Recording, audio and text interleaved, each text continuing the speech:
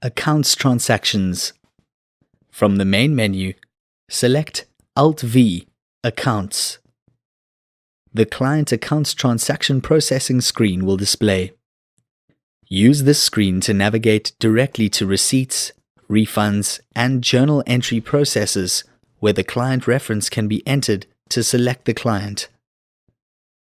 Use the Quick Find process to activate the selection criteria to locate debit notes where limited selection information is available. This will assist by navigating to the debit note tree view process.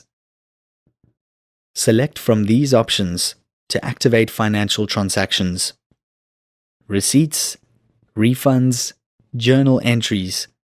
To activate the required client transaction entries, click Alt-R, Receipts, to process payments from clients. The client selection screen for receipts will display. At the top of the screen, an account summary will display once a client is selected. Enter the reference code or part thereof to select the client. A drop-down list will display to aid in the selection of the correct client. The client name, initials, salutation, and first line or address will display to assist in identifying the client. Processing a receipt. Once the receipts option has been taken and a client selected, this screen will display. Flexibroker offers the facility to process a batch of receipts such as all the entries on a bank deposit slip. Click Start Batch, Alt-B, to enter the total of a batch of receipts. This process will be discussed in more detail later. Entering data into client receipts. Post date.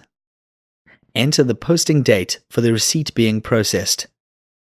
This defaults to today or the last day of the current period. The post date must fall within the processing month. Enter the value of the receipt to be processed. Enter this as a positive number, as Flexibroker knows that a receipt is a credit to a client account, i.e., do not include the minus sign. Reference. Enter a suitable reference for the source document for this entry. Deposit book, folio, or cash receipt number. Enter a suitable comment if required.